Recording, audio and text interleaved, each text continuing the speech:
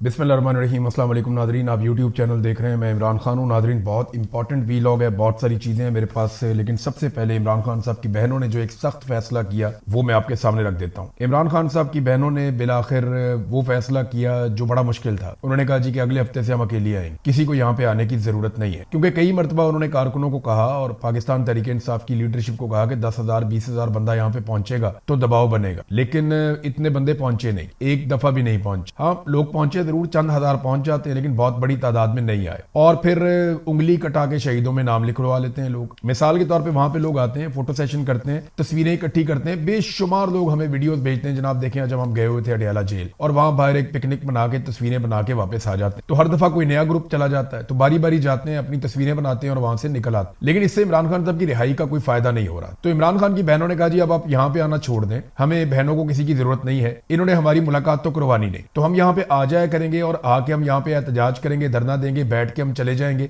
आप यहाँ पे ना आए, बल्कि आप इमरान खान साहब के अहकामात को फॉलो करें। जो इमरान खान ने कहा था हम उसको दोबारा ट्वीट करवाना शुरू करेंगे, यानी वही चीजें जो इमरान खान साहब के ट्विटर अकाउंट से पहले ट्वीट की जा चुकी हैं। जो अहकामात इमरान खान साहब ने दिए थे कि मेरी कैद तन्हाई की सूरत में क्या करना है, और स्ट्रीट मूवमेंट कैसे चलानी है, किस तरह का एहतजाज करना है, ड्रोन हमलों के बारे में इमरान खान की क्या राय थी, खैबर पख्तूनख्वा में ऑपरेशन के बारे में इमरान खान की क्या राय थी, और अफगानिस्तान के हवाले से इमरान खान साहब क्या कहते थे, मौजूदा हुकूमत और उसकी लिजिटमेसी के बारे में इमरान खान की क्या राय थी। तो वो तमाम चीजें जिन्हें पाकिस्तान तहरीक इंसाफ की क़यादत भुला चुकी है, वो इमरान खान साहब की बहनों ने कहा कि इमरान खान साहब के ट्विटर अकाउंट से उन्हें अब बारी बारी दोबारा शेयर किया जाएगा और ये सिलसिला शुरू हो जाएगा। तो वो जो एक कुछ लोग आ जाते थे, वहां पे आके एक मेला सा लग जाता था अडियाला के बाहर, जिसका कोई फायदा नहीं हुआ, कोई दबाव नहीं पड़ा, उसको उन्होंने खत्म करने का ऐलान कर दिया। और अब स्ट्रीट मूवमेंट की तरफ, क्योंकि सुहेल अफरीदी को कहा था स्ट्रीट मूवमेंट करें और जुनेद अकबर को कहा था कि आप कमेटियों को छोड़ें और जाकर तंजीम साजी करें। तो अब तक की इतला के मुताबिक ना तो तंजीम साजी मुकम्मल हुई है और ना ही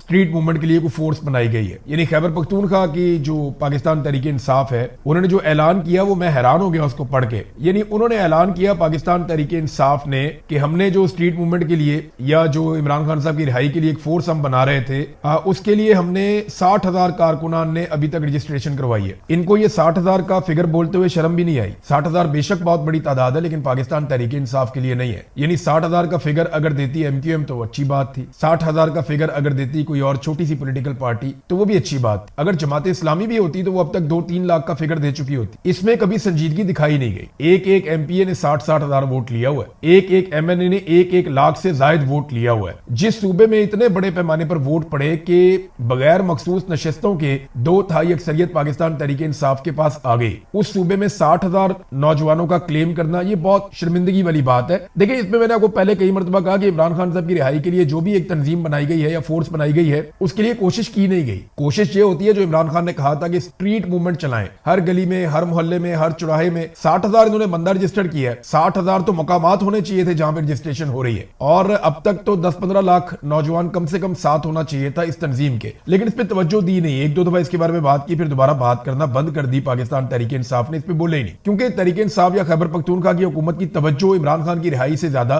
इन चीजों की तरफ थी जिन चीजों पर मीडिया निशानदेही कर रहा है। बहरहाल पाकिस्तान तहरीक इंसाफ ने कहा जी हमने ऐसा कुछ नहीं किया। तहरीक इंसाफ ने अपनी सफाई पेश की है, और सफाई पेश करते हुए ये कहते हैं कि हमने ऐसा कुछ नहीं किया, हम आइन और कानून के तहत सारा कुछ कर रहे हैं, और जो भी हमारे इस्तेहकाक या हमने जो फायदे लिए हैं या खैबर पख्तूनख्वा की असेंबली ने, ये सारी चीजें पुरानी है, ज्यादातर चीजें पुरानी है, बिल्कुल थोड़ी सी चीजें नई है। और साथ उन्होंने ये भी कहा कि 99% चीजें पुरानी है, हमने तो सिर्फ कुछ चीजों को तब्दील किया है। ब्लू पासपोर्ट के हवाले से भी तासुर गलत है कि कोई नई सहूलत फराम की गई है, ये बाकी सूबों को ये सहूलत हासिल है, तो हम चाहते हैं कि उसको सेनेटर्स और कौमी असेंबली के अरकान की तरह कर दिया जाए। और ये हर दौर में कहा जाता रहा है, हर दौर में बार बार ऐसी करारदादें आती रही हैं, तो ये पहली मरतबा नहीं आई। असला लाइसेंस के बारे में भी उन्होंने सफाई पेश की। रेस्ट हाउसेज में क्याम के मुतालिक उन्होंने कहा जी ये तो पहले से इजाजत है, और बाकी चीजों में भी पहले से इजाजत मौजूद है, तो हमने कुछ भी नया नहीं किया। खैबर पख्तूनख्वा असेंबली शफाफियत, आईनी बालादस्ती और अवामी मफाद के उसूलों के तहत अपनी आईनी जिम्मेदारियां अदा करती रहेगी, लेकिन नहीं। जो मौकिफ दिया ना 3 सहाफियों ने, मुझे उसमें बड़ी जान नजर आई। अहमद वड़ाइस साहब, उन्होंने इसको बहुत अच्छा रिपोर्ट किया, मोहम्मद फहीम साहब बड़ा शानदार रिपोर्ट किया, और किस्मत खान ने बहुत अच्छे सवाल उठाए। देखिए, पहला सवाल तो ये बनता है, जो ये बार बार कहते हैं कि जनाब हमने कोई भी तब्दीली नहीं लाए, तो 5 तब्दीलियां तो मैं आपको पिछले वीडियो में बता चुका हूं, और ये बाकायदा अब मीडिया की जीनत बनी है। नंबर 1, वो कहते हैं जी कि जो बीवियां हैं अरकान असेंबली के,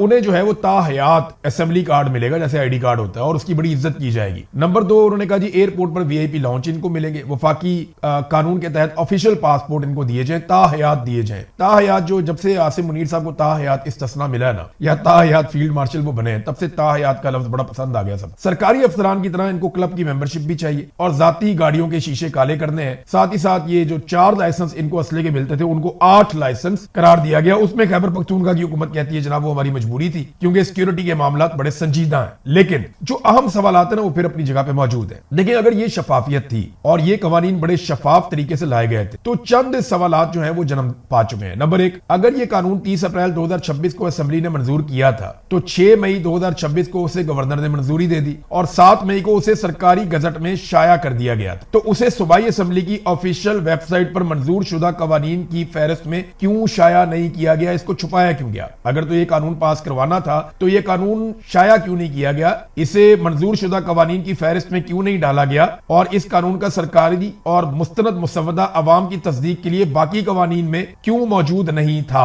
यानी अगर आप एक कानून पास कर रहे हैं और छुपा के पास कर रहे हैं तो उससे शको शुबा पैदा हो जाता है ना। जैसे पंजाब हुकूमत ने क्या किया, उन्होंने जहाज खरीदा लेकिन उन्होंने इतने गंदे तरीके से हैंडल किया कि वो उनकी छेड़ बन गया जहाज। अब वो परेशान है। यानी वो कहते थे कभी हम जनाब इस वजह से खरीद रहे हैं, कभी कहते हैं इस वजह से खरीद रहे हैं। वो बहानेबाजियां कर करके उन्होंने जहाज को अपनी छेड़ बना लिया। वैसे खरीदना तो नहीं चाहिए था। इसी तरह इन्होंने जितना छुपाया इस कानून साजी को उससे ये सूरत पैदा हो गई है। फिर एक और जो चीज उठी वो ये है कि कोई भी रुकन असेंबली होगा जिसको लगेगा उसका इस्तेहकाक मजरू हो गया है तो उस पर कार्रवाई के लिए एक जुडिशियल कमेटी कायम की जाएगी असेंबली के अंदर। यह कमेटी असेंबली के इस्तेहकाक से मुतालिक जराइम पर फैसला करने और सजाएं सुनाने का इख्तियार रखती होगी। ये किया जाएगा। कानून के मुताबिक पहले कमेटी जायजा लेगी कि आया किसी शख्स ने असेंबली, इसकी कमेटी या इसके किसी रुकन का इस्तेहकाक की खिलाफवर्जी की है या नहीं। अगर खिलाफवर्जी हुई है तो मामला जुडिशियल कमेटी को भिजवा दिया जाएगा। जुडिशियल कमेटी को गवाहों को तलब करने, रिकॉर्ड मंगवाने, हलफ लेने और कार्रवाइयां चलाने के इख्तियारात जैसे जजों को हासिल होते हैं वैसे उनको हासिल होंगे। और कमेटी की जानिब से सुनाई गई सजा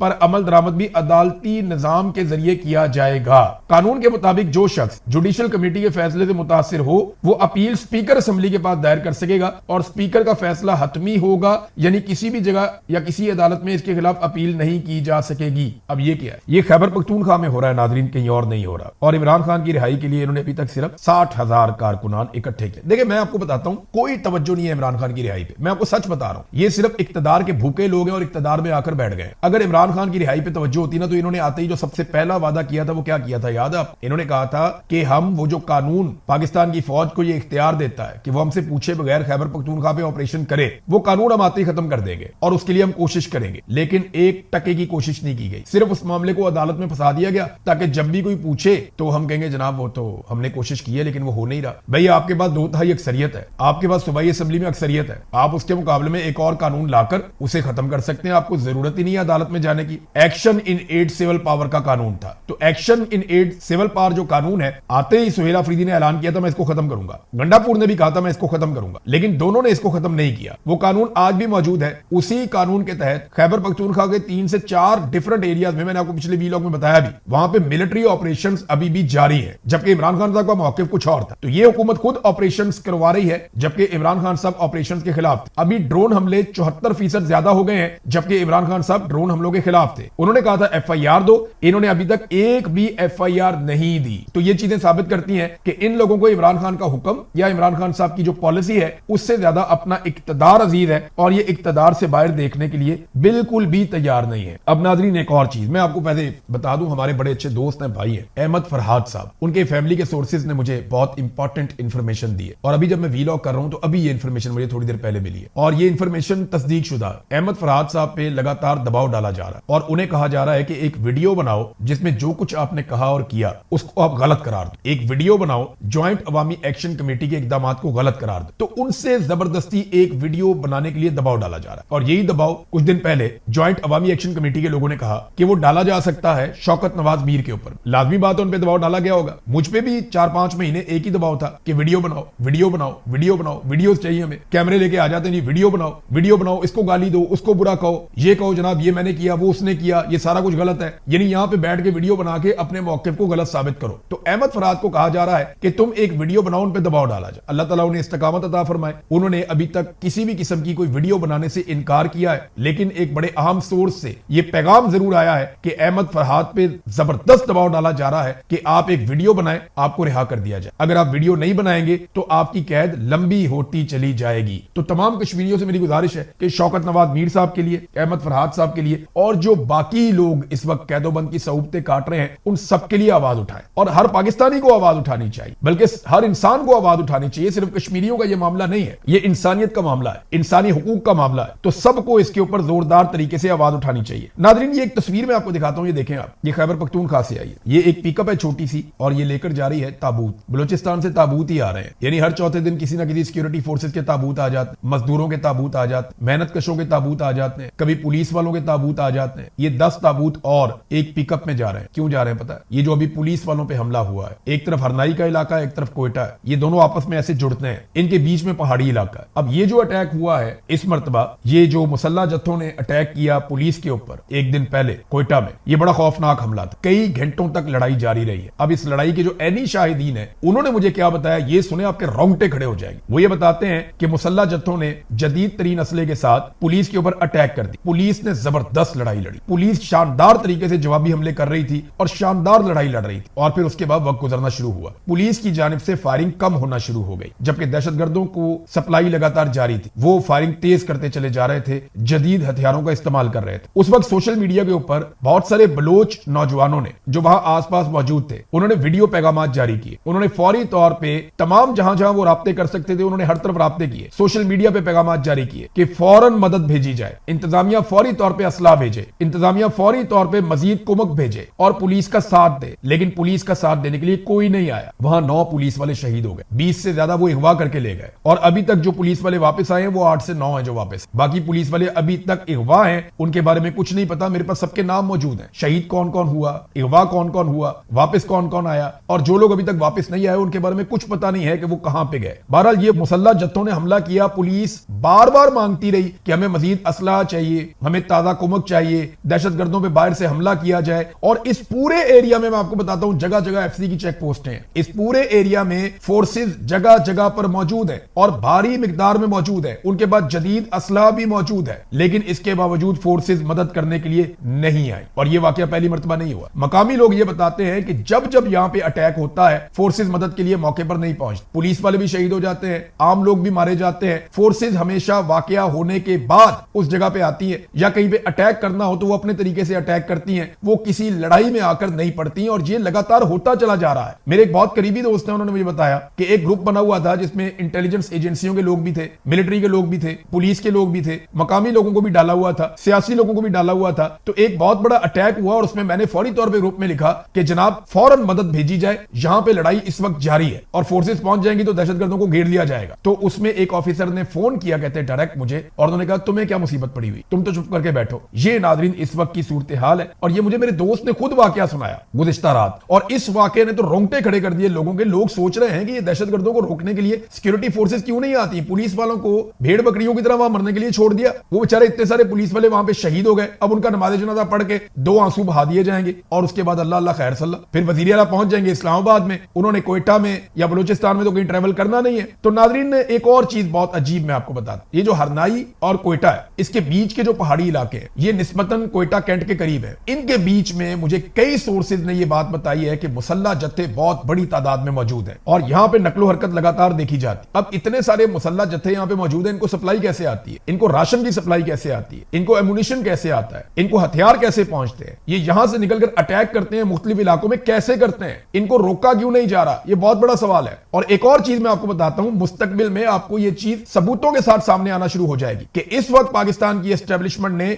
जराइम पेशा अफराद और कुछ मुसल्ला जत्थों को इकट्ठा किया है कौम परस्तों के खिलाफ। यानी अब लड़वाने की एक कोशिश की जा रही है। एक तरफ के क्रिमिनल्स को उठाया जा रहा है, जराइम पेशा अफराद को इकट्ठा किया जा रहा है, उन्हें माफी दी जा रही है, उनको मुसल्ला किया जा रहा है और मुसल्ला किया जा रहा है कौम परस्तों के खिलाफ। ये एक नई लड़ाई को जन्म देने जा रहे हैं, सिर्फ इसलिए कि एक दुश्मन को मारने के लिए दूसरे दुश्मन को तगड़ा करो, कल ये तगड़ा हो जाएगा, ये भी आपके गले पड़ जाएगा। तो हमेशा गलत तजुर्बे किए हैं और हमेशा गलत तजुर्बों से पाकिस्तान ने नुकसान उठाया। एक मरतबा फिर वही सारा खेल खेला जा रहा है जो हमेशा हमने पाकिस्तान में होता हुआ देखा है। अब नाजरीन एक और खबर है, आसिफ मुनीर साहब की लगातार ब्रांडिंग की जा रही है। अभी एक ट्रेंड चलाया गया कि उम्मत मुस्लिमा के लीडर के तौर, और इसमें कुछ साबिक जर्नैल, कुछ बहुत सारे रिटायर फौजी ऑफिसर, उनको शामिल किया गया है। अभी क्योंकि एस्टेब्लिशमेंट ने भी अपनी अच्छी खासी प्रेजेंस बना ली है पेड सोशल मीडिया अकाउंट्स की, और बहुत सारे बेचारे लोग जिनको सोशल मीडिया की अलिफ बे का भी नहीं पता, उन्हें भी अकाउंट बनाकर दे दिए गए और उनकी सिर्फ ड्यूटी है कि रीट्वीट कर दिया लिया करो, या जुमले उनको दे दिए जाते हैं कि बस ये लिखकर ट्वीट करते चले जाओ, या कई लोग बेचारे उनको गालम गलोच की ड्यूटी लगाई गई है, तो वो अब एस्टेब्लिशमेंट के करने का ये काम नहीं। लेकिन ये घटिया काम भी इसके अंदर भी वो पड़ गए, क्योंकि एक सियासी जमात की तरह वो डील करते हैं ना, तो वो आ गए नाज़रीन, इस मामले के अंदर भी कूद गए। और अब जनाब ट्रेंड चलाया जा रहा है, आसिम मुनीर साहब की ब्रांडिंग की जा रही है उम्मत मुस्लिमा के लीडर के तौर पे। हालांकि वो कौन है? एक सरकारी मुलाजिम। वो एक दिन रिटायर हो जाएंगे और फिर पाकिस्तानियों को उम्मत मुस्लिमा का एक नया लीडर मिल जाएगा। ताहिर अशरफी साहब जो है ना, इन जैसे लोगों को आसिम मुनीर साहब की रिटायरमेंट के बाद आलम इस्लाम का एक नया रहबर मिल जाएगा। और ये हमेशा होता रहा है। पहले जनरल बाजुआ के जूते पॉलिश करते थे, अब आसिम मुनीर के जूते पॉलिश करते हैं, और इनके बाद जो आएगा उसके जूते पॉलिश करेंगे। ये चलता चला आ रहा है। देखिए, लीडर कौन होता है, रहबर कौन होता है? जिसने सस्टेन करना होता है। मुलाजिम कभी भी लीडर नहीं होता, वो तो मुलाजिम होता है बेचारा, नौकरी पेशा। उसको तो तनख्वाह मिलती है हर महीने काम करने के लिए। वो अपने बच्चों को खाना खिलाता है तनख्वाह लेने के बाद, वो अपनी फैमिली के अखराजात पूरे करता है, बच्चों को तालीम दिलवाता है, वो अपना घर बनाता है, वो अपनी जिंदगी की गाड़ी चलाता है तनख्वाह लेकर। तो सरकारी मुलाजिम कभी भी ऐसा लीडर नहीं होता कि वो कौमों की नुमाइंदगी करे किसी जगह पे जाके। वो लीडर ही होते हैं और वो इन चीजों से बाहर होते हैं, उनको इस्तिस्ना होता है इन चीजों से। सरकारी मुलाजिम को नहीं होता, उसने रिटायर होना है एक दिन। जब सरकारी मुलाजिम रिटायर होता है तो उसकी जगह दूसरा आ जाता है उस कुर्सी के ऊपर, उसके बाद वो रहबर बन जाता है, वो लीडर बन जाता है, वो रहनुमा बन जाता है पाकिस्तान जैसे मुल्कों में। तो ये बड़े लंबे अरसे से इसी तरह का खेल चला जा रहा है। अब देखें ना, जिस चीज में हाथ डाला उस चीज को खराब कर दिया। पीआईए तो बेच दी थी, अब पाकिस्तान के 3 बड़े एयरपोर्ट्स बेचने की भी तैयारी हो रही। ये देखें आप कौन कौन से एयरपोर्ट, लाहौर का, कराची का और इस्लामाबाद, 3 ही बड़े एयरपोर्ट हैं पाकिस्तान के जो इंटरनेशनल एयरपोर्ट्स हैं, बड़े बड़े। तीनों एयरपोर्ट्स को बेचने की तैयारी, और निजकारी प्रोग्राम के अंदर इनको शामिल कर दिया। एयरपोर्ट भी बेच, मोटरवेज भी बेच, कोई चीज रह ना जाए इस मुल्क, पाकिस्तानियों का कोई एसेट ना रह जाए। कर्जा इन्होंने इतना चढ़ाया, इतना चढ़ाया, इतना कर्जा पाकिस्तानियों ने 75 साल में नहीं लिया जितना इन्होंने 4 सालों के अंदर ले लिया। उससे ज्यादा कर्जा ये अब ले चुके, और हर दिन ये लगभग 20 अरब रुपया पाकिस्तान के ऊपर मजीद कर्जा चढ़ा देते। हर गुजरते सेकंड के साथ पाकिस्तान पे कर्जा चढ़ता चला जा। आम आदमी पाकिस्तान का मकरूज होता चला जा रहा है और इन्हें किसी बात की फिक्र नहीं है। पाकिस्तान ने जितना सूद अदा करना होता है ना 1 साल के अंदर, वही पाकिस्तान नहीं उतार सकता, तो पाकिस्तान कर्जा कैसे उतारेगा? बहरहाल ये सारा कुछ पाकिस्तान की मिलिट्री एस्टेब्लिशमेंट के